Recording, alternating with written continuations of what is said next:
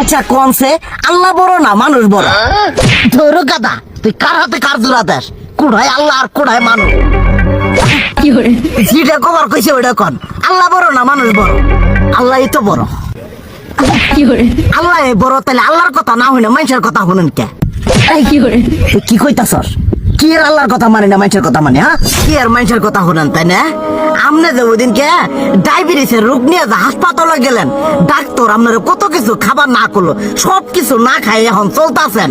তাহলে আল্লাহ যে আপনারে কইছে যে হারাম খাবার না, সুদ খাবার না, কই আপনি তো কাম কাজ বাদ দিয়ে এলাকার মধ্যে টাকা পয়সা না গায়ে খালি ওইলে দিয়েই খান, নিজেরা টিয়াও হালাল ভাবে কামাই করেন না, ওই সুদ তো না কয়টা টিয়া করে লাভ আহে ওইলে দিয়ে দিয়ে চলেন আর পেটা বড় বানাইছেন।